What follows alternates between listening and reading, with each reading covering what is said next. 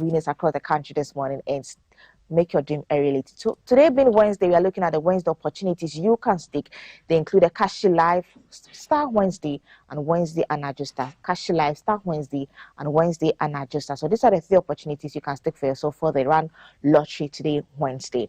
And the Social Security and National Insurance Trust SSNIT is reminding members and the public that they no longer need to visit any of its branches to access services. With the introduction of the SSNIT virtual branch, members can conveniently access services remotely anytime and from anywhere, just like MTN everywhere you go, using the SSNIT app or by dialing star 711 star 9 hash, star 711 star 9 hash. And services include members registration, benefit processing, update records, and general inquiries.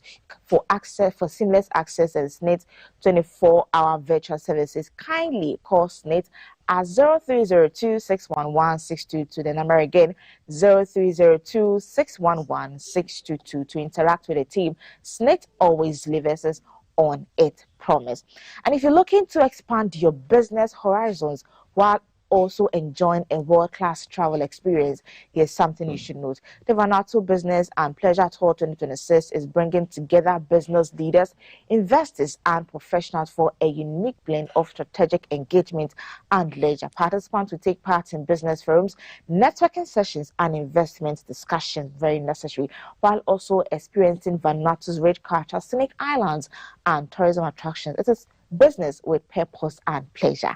Registration is currently open for the Vanuatu Business and Pleasure Tour 2026. Think business, think leisure, think Vanuatu. To register, you can call Vanuatu Trade Commission Ghana on 0240229282 or 0544-626-905. Note, registration is first come, first serve. Don't wait for last minute pressure. And Harvest Praise is here. Join the Harvest Praise 2026, the Restoration Edition.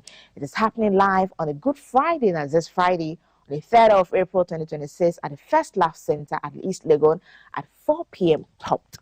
Ministry will be the legendary Tego Sisters, the Anointed PC Esther, and the Youth for Team Eternity Ghana, and the Evergreen Harvest Gospel Choir, plus an inspiring drama performance by Harvest Theatre and the Worship Angels. And guess what? Entry is free, or admission is free. Entry is strictly by registration. You can register now by dialing star 725 star 1155 hash, star 725 star 1155 hash. And register now. Come with family and friends, and let's all experience praise, worship, and total restoration. They were on our show this morning, so please, you can go back and listen to our conversation and get some more details from this program. And sports fan, Ghana football lovers, are you ready? Are you ready? The FIFA World Cup 2026 is coming to the US, Canada, and Mexico, and this is your chance to be there live. Epi's Gold Group, in partnership with Gold Star Consult, is taking passionate Ghanaian supporters straight to the world's biggest football stage to cheer the Black Stars. Introducing the Ghana Supporters Travel Package, everything is fully handled so you can focus on the excitement, registration and consultation, visa processing assistance, travel health insurance, and J3 World Cup match tickets, round trips, airfare, internal transportation, 40-night accommodation with breakfast. Official Black Stars fan Jesse. This initiative is officially accredited by the Ministry of Foods, Sports and Recreation. No stress, no hassle, just football, passion, and unforgettable memories. Choose from standard, corporate economy, or corporate business packages. Standard package starts from at just $8,900. Scarts are limited, so don't wait till extra time and call now. You can call them on 0537 804 885. The number again, 0537 804 885 or 0545 995 223. You can visit their website at www.ebisgoldtravels.com, or you can walk into their office at Sakumona Estate Junction. Yes, just behind the Cheesy Pizza. Ebis Gold Group. It's a golden experience, and let's take Ghana to the World Cup, right? And how did you start your day? We always remind you to start your morning on a very good note. But if you haven't had a Misty Choco this morning, you're truly missing out something very special. The rich new taste of Misty Choco is crafted to brighten your mornings and keep you refreshed all day long. Everything you need is right in there for you. All what you need is hot water. Stay and enjoy a warm, comforting cup. Now, for the coffee lovers, Missy has something special for you too. Mixy Coffee delivers a creamy, smooth coffee experience that keeps you energized for your everyday hustle. Honestly, just one sip and you're going to feel it. I always tell you about this. And guess what? Very small. Introducing the new delicious Misty Strawberry, a sweet addition. And one more reason you should love Mixy. Start your day right away and start it with Mixy. I love Mixy, so love Mixy yourself. Mixy, Channel Hot. Before I hand over to Multi T with the gentleman on the headlines this morning. Let's see what the various newspapers is saying. The Daily Graphic newspaper this morning: search for World Cup fixer.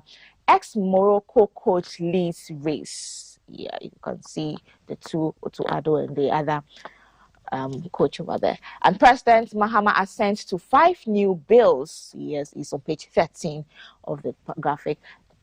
And the Chronicle newspaper helps secure OSP from the clams of politicians, Ejabin tells CSOs. And politics hot rise maize distribution, Agric Ministry tells PAC. And in Kassiem, Chiefs youth call for immediate activation of cooperative mining projects. You can find this and other stories in there. The Daily Guide newspaper is also saying no payment made for maize. Deputy Minister confirms that at PAC. You can see the story on page 3 over there. And ex-Defense Procurement Director hot over 4.8 million Ghana cedis deal. And retract, okay. So Informa is also saying Council of State fight member over the use of its official letterhead in fraud denial. So this and some other news stories or newspapers you can find in there. And Ejabin urges CSOs to safeguard OSP. Yeah. So this and some other stories you can find in the Informa newspaper this morning. So when you purchase most of the papers this morning, Daily Guide, Daily Graphic, they are all online. You can get them in the traffic as well. So you can find most interesting stories making headlines this morning. Maltiti is seated with the gentleman to delve deeply into the various stories making headlines this morning. Stick with us on Maltiti.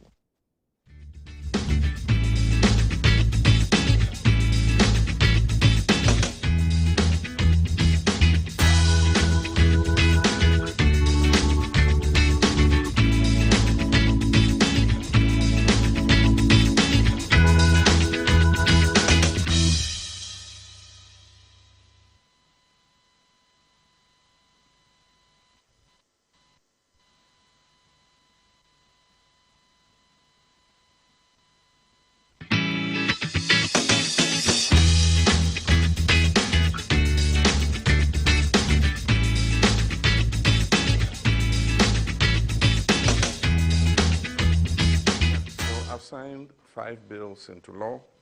The first one is the Security and Intelligence Agencies Act 2026.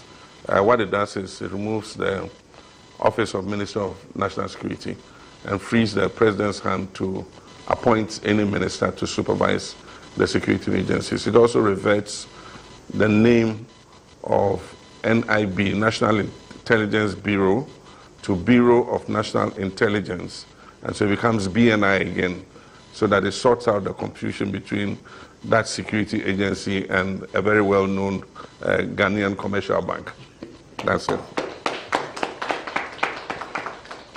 Then this is the University of Engineering and Agricultural Sciences Act 2026. It sets up another university in the eastern region at Bonsu with 2 campuses, 3 campuses, a main campus at Bonsu, second campus at Ohau, and the 3rd campus at Achirenswa in the Ahafo region. Then this is the amendment to the Growth and Sustainability Levy Act. As you are aware, the act was amended to increase it from 1% to 3%. And so this act reduces it again. That is the levy on mining companies. It reduces it again to 1% because of the introduction of the sliding scale for royalties. And there's the Ghana Education Regulatory Bodies Amendment Act. It amends the act to take away the obligation to charter by universities. And then the final one is the Ghana Deposit Protection Amendment Act. There's an amendment to an original act that is supposed to guarantee deposits of the public that is held in commercial banks or financial institutions.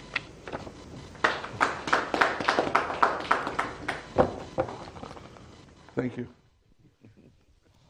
You're welcome to the show. This is GTV Breakfast. It's time for the headlines. I am Multi Decider Sadiq. This conversation is digital everyone, GTV Ghana, DSTV, and on 278, wherever you are in the world. At the table this morning to speak about, their perspectives on what you just watched. The president has sent into those 5 bills. From my immediate left is lawyer Kwame Jantua, who is a legal practitioner and member of the CPP. Lawyer, good morning. Welcome back to the table. How are you? I'm well, sir. At the table as well is Shandolph Bright Opoku Boama. He's member of the MPP's communications team. Good morning, Mr. Boama. Good morning, Motiti. And also, who makes a return is a former MP for Menfi Central, speaks for the NDC, the Honorable Peter Kwachiaka. Good morning, sir. Good morning. Thank you very much. Great. Gentlemen, the president, the bills that he has sent to passes to a range of sectors. Security and Intelligence Agencies Act 2025, Growth and Sustainability Levy Amendment Act 2026, University of Engineering, Agricultural Sciences with 3 campuses, the Ghana Deposit Protection Amendment Act 2025, Education Regulatory Bodies Amendment Act 2026. Lawyer Jantua, what do you make of this? And what, the bills? Yes, the bills. Good morning to our viewers. Good morning. And the NIB and BNI to NIB. I don't know why we're talking about it, because it was passed by Parliament. President has assented to it. Whether we work with the contents of the law is what is most important. We use it as it's supposed to be used. The change of name to BNI, there was a confusion with one of the banks. I've forgotten which bank it was. NIB. NIB, and it was creating confusion. It's the proof of the pudding is whether we are able to make sure that the responsibilities of BNI are handled well for the people to have confidence in our security services. Because if you look at Ghana, we have all the laws that, even better laws than the UK. But look at our country. So if we have all the laws, the president assenting to it, and they're showing it to us and all that, and the laws don't work, we can't enact them, then it becomes just a picture on the wall. And so for me, it's the content of it and whether we can really make sure that when the laws come out, we follow the laws. I mean, look at the state of our country, and sanitation laws are everywhere. But look at the state of our country. The state of our country doesn't look nice, So it's good that Parliament, the President assented to it. This was brought in when? How many months has it taken for the President to assent to it? I don't think it's taken that long. Okay. The one thing that I'm not sure, maybe my colleague will be able to tell me, was when the President indicated that the LGBTQI law is not something of a priority. And I found that a bit strange, because in opposition, it was something that was pushed hard by the NDC, and at the time when the president was in opposition. And I would have thought he would give us a reason why he feels it is no more a priority, so that we too can understand. Because I know it's a priority for a lot of Ghanaians. I think one of the reasons why the MPP lost was based on that particular act. And so if he says it's not priority, at least give us reasons why you think it's not priority anymore. And then we can understand. Because for fathers and mothers and brothers and sisters and aunties and uncles, grandmothers and grandfathers, in terms of our children and kind of morality that we want to put children into, it's important. So if government said it's not important anymore, they should come and explain to us why they feel it's not important anymore, so that we can also understand. Thank that basically the president is doing his duty in signing the bills that have been brought from Parliament to him. And kudos to doing his work. Okay. Shut up. Motiti, good morning to your viewers as well. I'm Rajantwa, Dr. Palgrave sends his regards. Oh. Yes. He's been missing in action. Yes. Doc, where are you? My good friend. You should come back My on the good show. friend. You've taken quite a break. My though. good friend. I want to say a very good morning to you, to the manager of Accra, Ms. Denise Asari. She watches your program. Right. Good morning. Oh, good morning to her. Yeah. So, Motiti, I agree with my uncle here that the president has done his duty as a president. I mean, the bills are, these things are not new to president's duty in this country. At least these are things that were passed by Parliament, and he had no any other obligation than to assign his signature to it. But one of the things I find it's quite disturbing is that I don't know how similar the abbreviations of NIB and, this is a bank and it's a bureau. So for me, there are different meanings. So I did not see any reason for us to have a change of that. And I don't know how conflicting it was for that. And I also do not think that there is a need for us to have a bill to legalize a name. I mean, I did not see the need for that. But yes, the president has done his duty. The abbreviation, not the meaning. Yeah, I mean, yeah, okay. Exactly. So one of the things to that I find it quite worrying, and my uncle Ajantwa has started on, is that the president serves the interest of the Ghanaian, not that of his parties or maybe his himself only. And one of the things that is on the minds of Ghanaians is, or has to do with the fact that they want to see the LGBT issues brought to its finality. When they were in opposition, they trumpeted it, they made so much noise about it. And once you have, or the Ghanaian have given you the mandate, they are looking forward to seeing that bill is also not taken to the latter. And I don't know why persons like the Honorable Sam George, who was a very key crusader when they were in opposition, has now gone mute on that. I think yesterday I saw him grant an interview where he says he's drafted a new bill, a private members bill against Parliament. I don't know how true that is, but I think that the parliamentarians, those who were heavily involved in the ex-Wallach administration, should also push again for the bill to be passed so that the president can sign, because he was against it. And at the time, the former president, Nana Addo Dankwa Akufo-Addo, was termed as somebody who was an enabler of the activity that we all do not support. And I believe that now that they've been given the mandate, they should show us that fidelity to what they believed in England, and because it's something that every Ghanaian is looking out for. These bills that they are sending to, I'm not sure if you go out there and you ask even 5 or 10 Ghanaians, some of them would even be interested in these things. He needs to do what the Ghanaian are expecting of him. People think that you would understand because it took a while and it never happened for the erstwhile administration. And so maybe that's why they are also taking their time. I did hear that quite recent that it was relayed in Parliament. That was the latest I heard on the bill.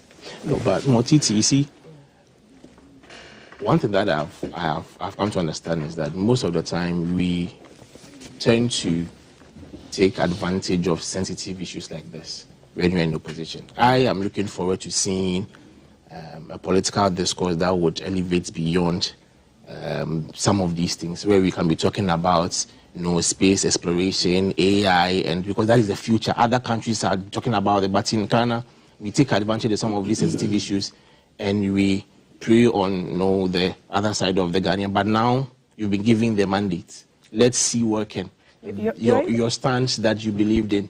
Let's see it coming to play. You're going far. Even transport issues is a big issue. I mean, before all the space and the AI, transportation. Just like I'm saying, but you see, we cannot still stay on that for long. The world is progressing. The world won't wait for us. Like I'm saying, as a young politician, that is one of the things that I'm looking forward to seeing. But while we are at it, the very things that we talk about in the position, once we are given the mandate, the Ghanaian people are looking forward to seeing. Like my uncle said, it was one of the things that got the NPP out of office because they demonized the fact that Nana Addo was an enabler of it, sort of. And you see, at the time when the bill was sent to the presidency, I think there was a court injunction on it. So it was not as if the NPP administration, which Nana Addo was in charge of, was actually against it or was not going to append their signatures to it. But at the time, if it had been taken to court, we had to also allow the legal process, to take its course. Okay. But since they've been given the mandate, for me, I think that the president should encourage the parliamentarians, the Honorable Sam George, amongst other people, on that side, okay, for them to push the bill and for him to append the signature. And I'm sure Ghanaians all over the country would applaud him for that if he's able to do that. So that's what you have to say on the 5 bills. Yes. So for you. Okay. Honorable Aka, let me come to you. Thank you very much. The president was in Philadelphia, he was at the UNGA, and in all of the trips, or in one of the trips, he mentioned his stance on LGBTQ. Yes, I was going to mention that. So let me first give a good morning to your cherished viewers and my co-panelists here. It's a long time since I saw a lawyer. I've been with you, and unfortunately he said that he lost a sister. Yeah. So he was bereaved. So we share his condolences. So the 5 bills which have been passed, I believe, will bring some changes to our system. Talking about the BNI, which my good friend said only change of name. I believe that I have been confused for some time.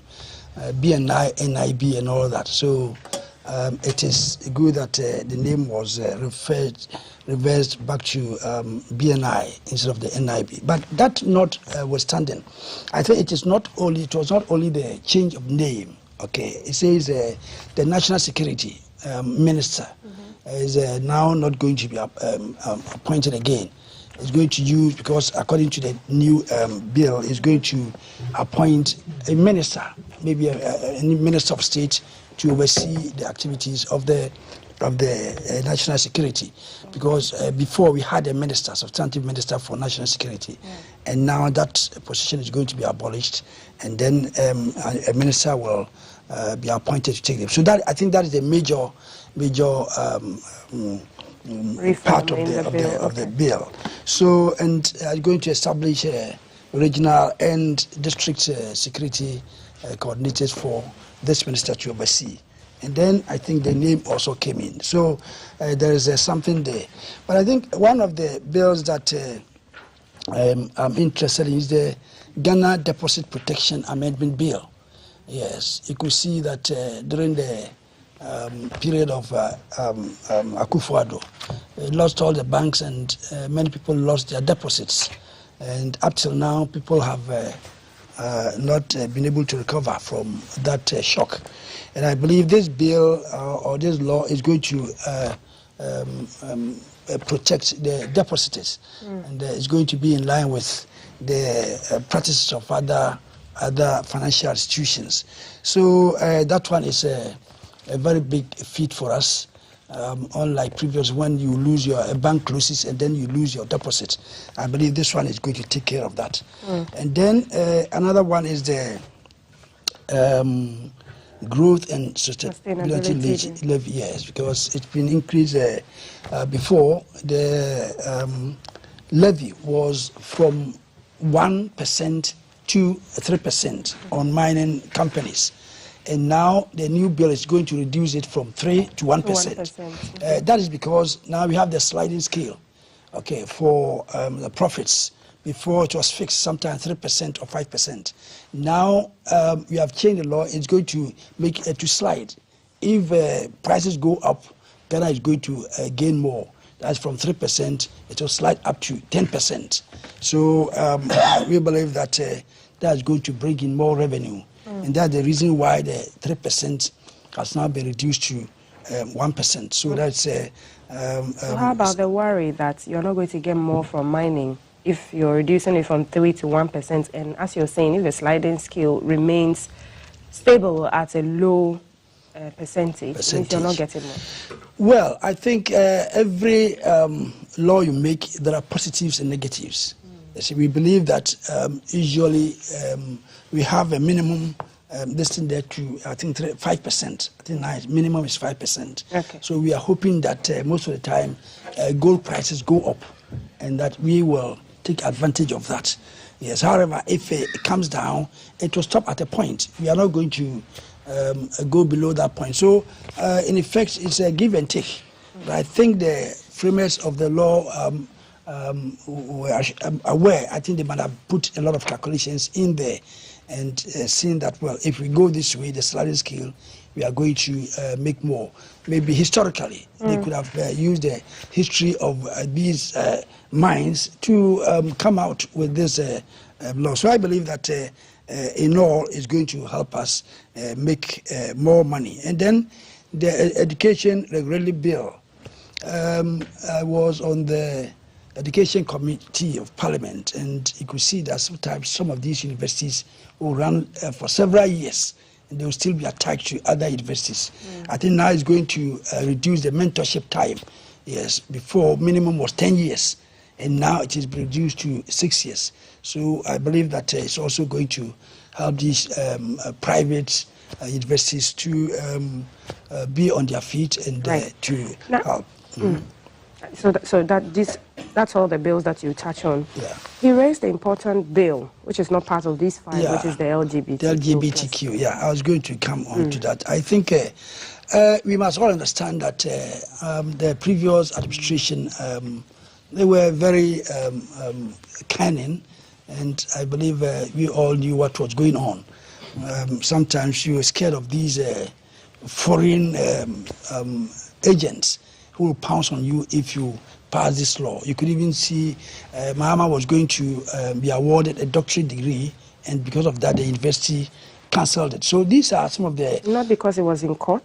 The NPP was afraid of foreign powers? They were afraid, that one. I mean, if you are going to sign such a bill into law, you must make sure that you have your shocks. Now, it was very clear that Nado was not in favor of that bill. I mean, he himself intimated that there was not enough agitations in the country. That's why that freedom was not there when he was interviewed, I think, on BBC. So after that, when he came back, then this thing became... how does he assent to a bill that is in court and... Oh no, but all these machinations, we know it was no, it's going to be applied to Ghanaian citizens who have every right to be Ghanaians. He knew all these things. He knew. I mean, it was very clear. He was never going to sign it. He was never going to sign it. So they had to find a way to make sure that somebody would go to court and that send a letter to Parliament. The bill should not be brought to the Flagstaff. A whole lot of things. Complicated. So we knew that they were not ready to sign it. So is there external pressure aside from Philadelphia on the president? Was it Philadelphia that wanted to award the president? As you rightly mentioned. No, it was Lincoln. Yeah, Lincoln. Aside from Lincoln, is there other pressure on the president? I believe that there will be undercurrent over there. But I think he made his point very clear when he went to this UN and he was interviewed. Yes. Because these people want to impose this thing on us. But he said something different yesterday, and that's what Lawyer Jantua intimated in his yesterday he said the people, you are overseeing the people. So if the people do not want this thing, you can't bring it to them. But I believe he said that this is a private member's bill, and that when the Parliament does its work, he's going to sign it. Why is Parliament taking too long to do it? Too long. Doesn't the President have any influence? The other Parliament, the 8th Parliament, which I was a part of it, just was put away. So now, if a new Parliament comes, those bills are redundant. Because I was part of it, I voted, and I'm no more there. Okay. So you cannot bring it again. So they have to start all over again. Wow, all over again. All over again. Yes. So this is going to take what, the life of this government? 4 years? I don't think so. I don't think so because you have the Speaker who is fully behind this bill. Yes, he has declared openly. But the members would have to help the Speaker to be able to ensure that this goes through in the president sense. And you have the majority side in the House. It goes through the process. So now they have made changes because it was left there. So they made a few changes and presented again. So at the right time, the Speaker is going to lay it in Parliament. I believe if it goes there, we will have overwhelming support for this bill, and then it goes to a president. So it's not that the president's stance has changed from what he said at the UN and what he said yesterday. What did he say? Because I heard his interview, and he was fully in support of this bill. Because he said that is what the people want. the people he's looking after, they want this one. So he never committed himself at all. He said, so far as the people want this law to be passed, if they break it, he's going to sign. He has not changed his position at all. I don't know whether he has made a different yes, I saw somewhere. Yes, he said it's not priority for government. Just yesterday, that's why I'm asking that after but these. when he went for the interview, he yes, committed himself to even over there. So that's why we're asking, and that's why Shanov made the point that for these 5 bills, he thinks that, okay, you know, they are normal, usual education you have mentioned, you know, mining and resources. But the LGBTQ+, which has been, you know, your government's watchword that you have used to campaign. I believe that it was part of our victory. Yes, because you know, the majority of Ghanaians do not want this system coming into our society. So that one I do agree. How is it not a priority to you now? No, I never heard that he said that, because I'm basing my argument on the interview that he had, even with foreign before foreign journalists. He was bold, just like Atamels was. Okay. He has never gone back on his word. But if he said it's not a priority, maybe he may have some reason. I have not heard it. Yes, he may have some reason why these ones are bringing money. So maybe he feels that these ones should have a priority. Okay. So and I believe strongly that they are going to pass it, because the speaker now is in the hands of the speaker, and he is fully in support. Right. I don't think anybody can change the speaker's mind that he should not present this bill to Parliament. I don't think that man, you can change his mind at all. And the moment it goes there, the MPs will pass. Because if you don't assent your this thing, and your constituents get to know that you are supporting LGBTQ, maybe you are bound to lose your seat. So I believe that it will have overwhelming support. And then we give it back to President. Then that's where we will see. Okay. Yes, if it goes there, then we'll see whether what he means, what he says. Okay, because you're speaking for government at the table this morning, in one of the 5 bills, which is on education, and you talked about autonomy for some of these universities. And these 3 campuses are in places where, you know, there's a lot of farming, agriculture potential. I think that's what the universities even tend to do. We're at a point where Burkina has banned us from importing their tomatoes. We don't know if there's going to be a food glut for tomatoes. We've seen that before. What's government doing, you know, to ensure that it's not just really the school, you go through the school, but you come out in farming systems. If you want to be a farmer, you don't get support. Yeah, you are talking about the University of Engineering and Agricultural Services Bill. That's different from the education regulatory bodies. Okay, so the Engineering and Agricultural Services Bill, which is good, and Bunso is going to be the lead one in Eastern Region, Kenyase in Ashanti, and Achirensia in the Ahafo region. Yes, that is very good. You know, NDC is very famous for bringing about universities. I mean, you can't beat them in that. My brothers, when they come, they talk to themselves as the intelligentsia, and then they will never establish any university. But NDC does well in this. But you talked about the tomato. I'm very, very happy. Very happy that Burkina Faso has banned the supply of this thing to Ghana. I am so happy.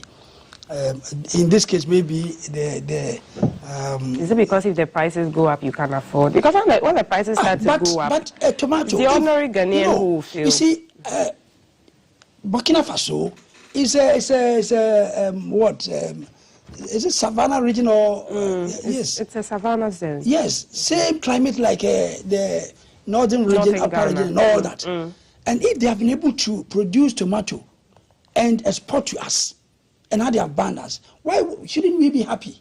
We should be happy. Because Water Francis' own level, we must make sure that we produce tomato in our country. That's what I'm asking. If the structures are in place, you see, sometimes, yes, I believe yes, the Agric Minister, he has made announcements. They have started some irrigation in several areas, okay, in reaction to this one. But I believe that some of these things should not be the problem of a government. Okay, if we say we are going free market, then some of these things the individual should take up.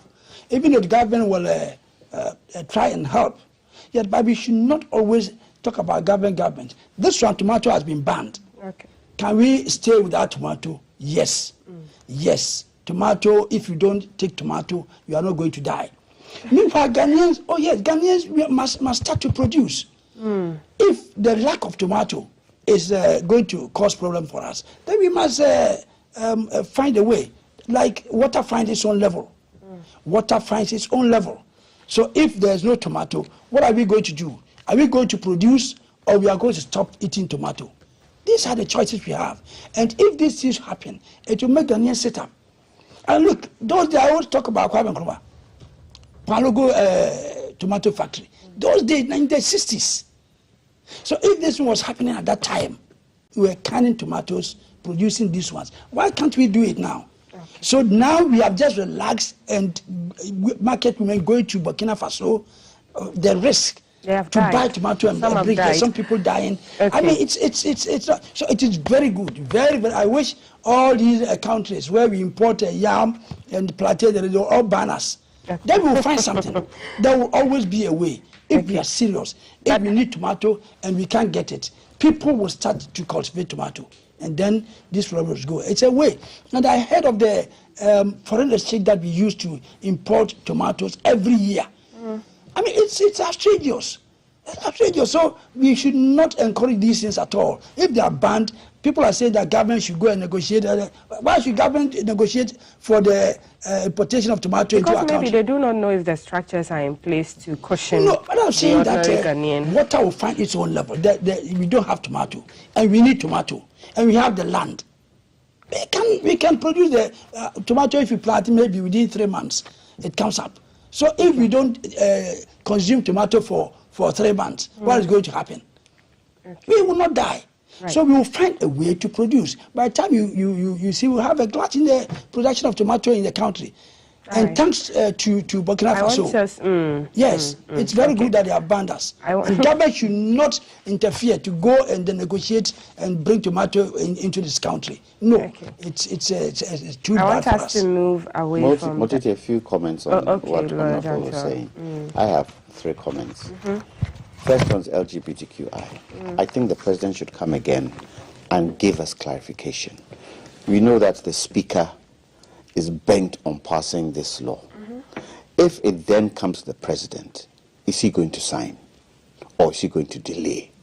We need clarification on that particular aspect. If he's saying now it's not a priority, is it not a priority for the party? Is it a priority for him? Is it not a priority for his government, or is it not a priority for the country? So we should come back and clarify so that we understand. And if the speaker is pushing it, we don't want a conflict between the speaker and the president on the LGBTQI. We all need to know where we stand. Right. Number 2, we talked about the sliding scale. Look, if we do not add value to our natural resources, then this is the kind of thing we're going to have. We need to add value. And I ask the question, where is the plan for the country? We're talking about tomatoes. What is the plan? What plan do we have? Are we basing our plan on manifestos? Is that what we're basing our plan on? My brother talked about Palugu factory during the time my party was in power. There was a plan. There was a plan laid down. And one of the reasons for that plan was that Nkrumah would buy the cows. He would take the beef to Palugu. He would take the hide to Kumasi for Achimota sandals. He would take the horns to Kumasi for Achimota sandals glue. They turned it into glue. There was a plan in place. So what is the plan for tomatoes? What's the plan? If we don't have a plan, how are we going to go on? Another government to come and do something else. Let me come to the university ones that the engineering and agricultural sciences. Generally. Look, there are a lot of private universities in Ghana. When these students come out, is there work? That's what I was asking. Is there work? Actually, so these things should is it really about the act? It should be planned into the economy. How are these people going to come out and get jobs? That's the end result. So you start from that end and work your way backwards.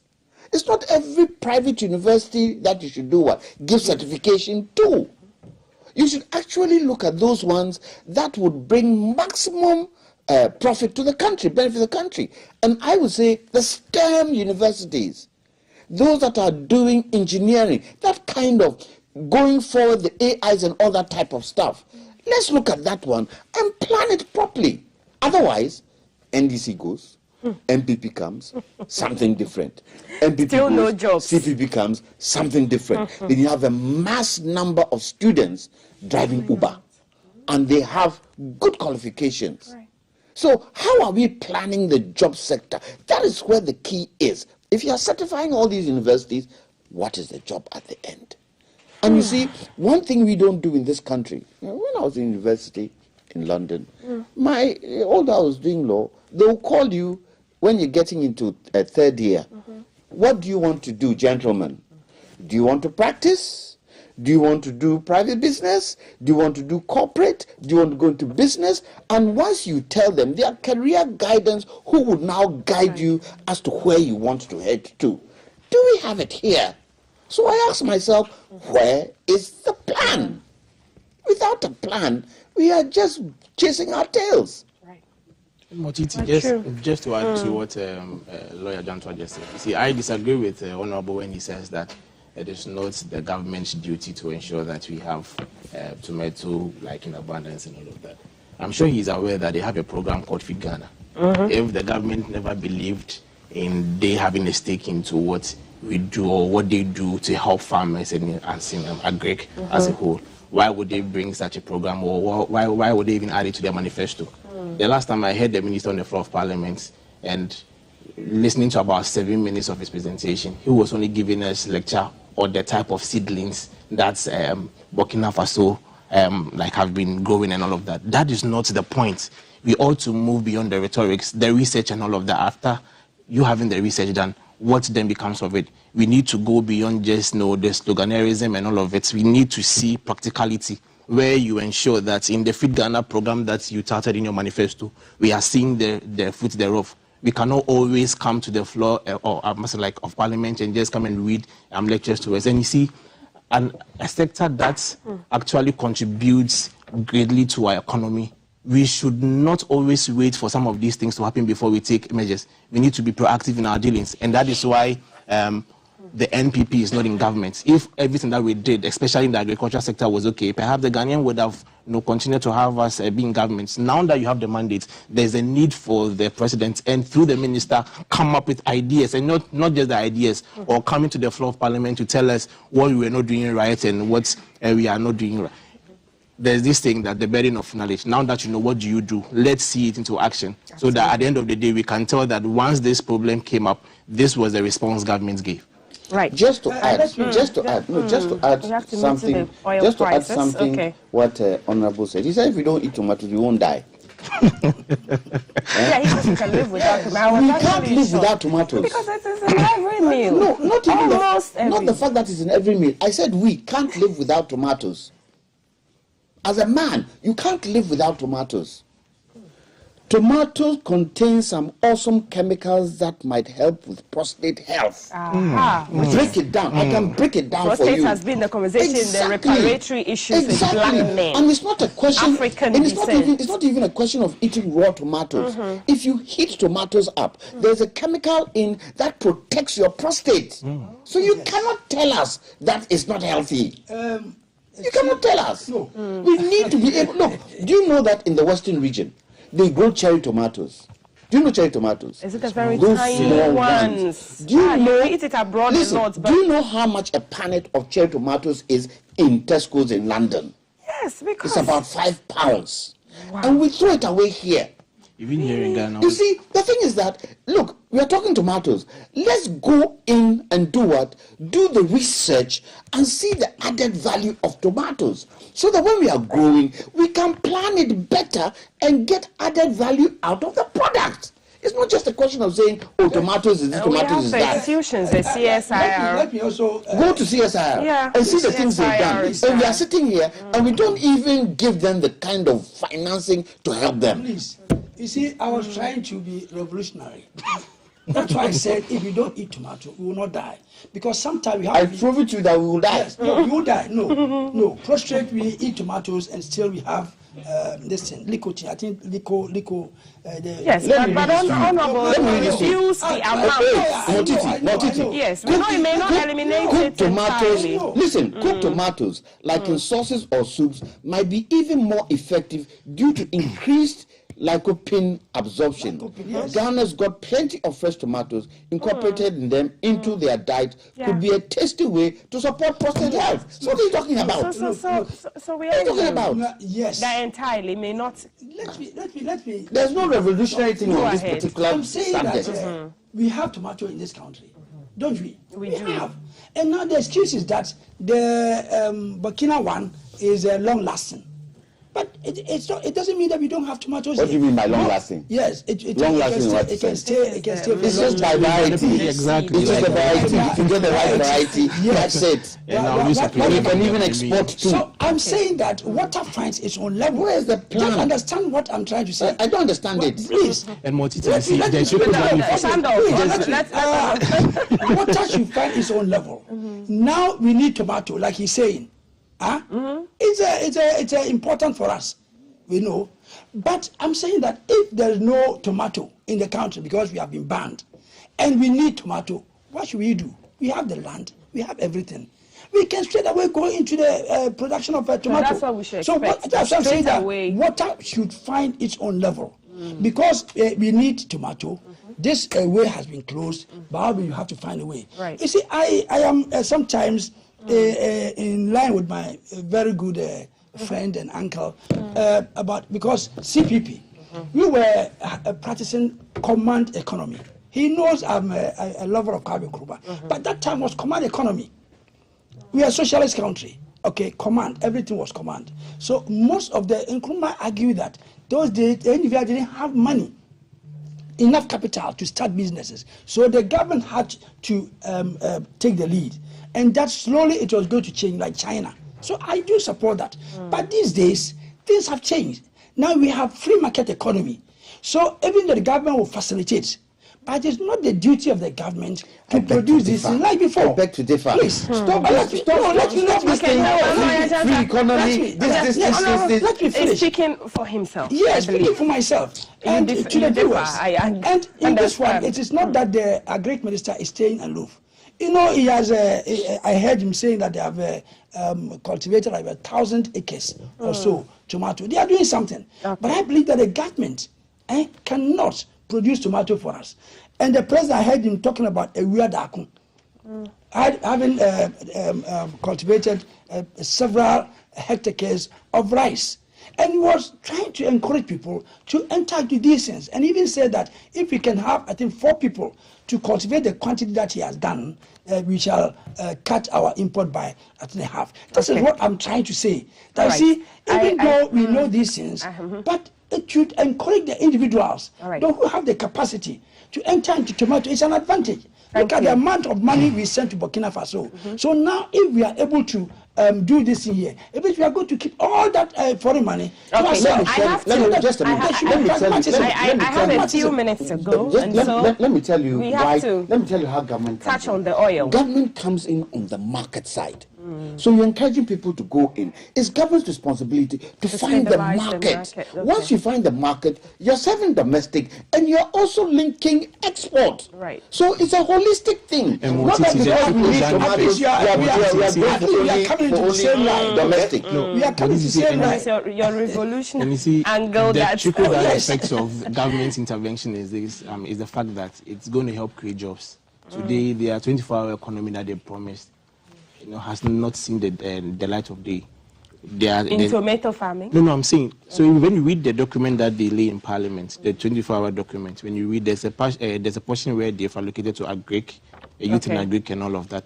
They could use that avenue because we have about 500,000 of our youth chasing 5,000 slots of our security services. All of the remaining youth who were not chosen, we can push them to that aspect and make it lucrative. the government will pay those. No, but that is where Lawyer Janta was saying about the fact that government needs to come in, because so why would there be the need for us to set up a ministry? No, so we can do that as that collaboration. Okay. But you cannot say that government has no basis in this. At the end of the day, the youth who do not have jobs are going to find themselves. I mean, today people are looking at the LMC to be more lucrative than to engage in what farming, and that is a threat to our country. We need to take that seriously. Thank you, Shandoff. Yeah. Thank you. The OMCs have increased oil prices. Yes. Yeah, so you can we have just a few minutes to wrap up, so I'm going to give 2 minutes just before we go for the lottery.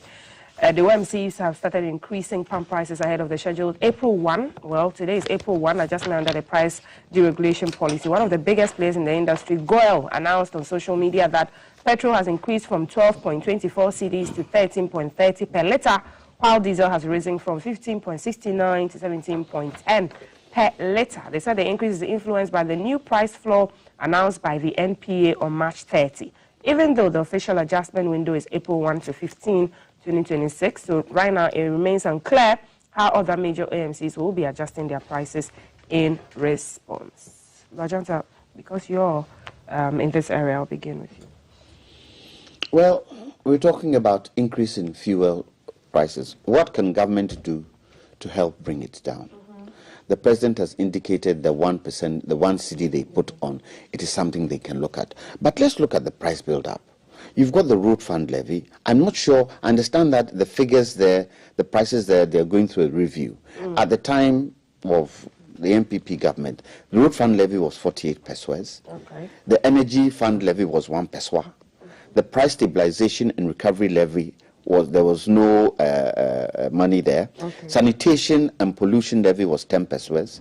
Energy sector recovery levy was 20 pesos. Special petroleum tax was 46 pesos. Primary distribution margin 10 pesos. Bust margin 9 pesos. Fuel marking margin 5 pesos. And UPPF was 29 pesos. I understand the UPPF one is going up to 95 pesos. Out of this build up, is there anything in there that can bring the prices down? Now, we're talking about TOR, and we're talking about our own crude. If TOR is to produce for Ghana, now they're trying to expand, would we have to sell based on market prices, or will we set a price for ourselves so that it's affordable? But there's a chicken and egg situation there. The chicken and egg situation is, if we were to export the crude, would we make more money that way than doing what? Producing it ourselves for the country? The other side of the coin is that if we produce for ourselves, the opportunity of TOR being also able to export within the sub-region would help them also earn some foreign exchange. So let's look at everything, but let's not as rush and say, we've got to do this way, we've got to do this way. Let's do it such that it helps the country and it helps the people. What we can do, probably, is to reduce our journeys. One thing we don't do well in this country is sharing. Because really, if we can, you have people who work in GBC who live in your area. Okay. You can't take everybody. However, there are some people you can take. So if this week you decide that, okay, 5 people, let's go. You live in my area, I pick you up, bring you, park your car. That could also help. But let's just hope Trump, Netanyahu, and who is the third person? Who is the third person? Who is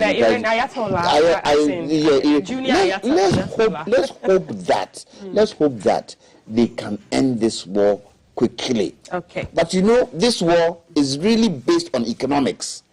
It's based on China, India, what you call it, and the Americans also trying to use that to stifle what is happening. So we hope that this thing will end quickly, so that at least the Strait of Hormuz could be open, and Hormuz could be open, and we can get back to normal prices. Because this government has really tried in bringing the prices down. This would be a huge challenge. And the president was right when he indicated that it wasn't based on the cedi, it was based on commodity prices you know, on the global market. Shandoff, I have 2 minutes. I'm going to give you an honorable. Yes, we unfortunately we have to go to. They give us more time. So 1 minute. Well, in as much as I'm tempted not to go on the politicization of this matter, you see, we cannot run away from the fact. You see, my uncle Johnson was saying the fact that the president has now admitted that, you know, we all need to pray that the war comes to an end. You know, a few months ago, when we were in government, there was a similar issue, and these people took advantage of it. Honorable here and his people made Ghanaians to believe that anything that has got to do with the price hiking, you know, fuel commodities, has to do with the government's, you know, prerogative or the government's doing, and they do not credit, you know, the hike in the price to external shocks. But today they want us to know, or they want to come back through the back door, and for Ghanaians to know that there's an external factor that is causing this. For me, I think during our time when it rose to about $120 per barrel, at least the government took some steps. They were able to take away the price stabilization and recovery levy. So I think, and also with the 1 cedi levy that they've now have on, yes, I think when they're able to, you know, take it off, it's going to cushion Ghanaians a bit. But I think that levy that's meant to address all the, you know, alleged issues in the energy sector. No, but I mean, this is a government that didn't believe that any external factor could result in this. Months ago, when the price of fuel was down, they were telling us that we should applaud them because it was their doing.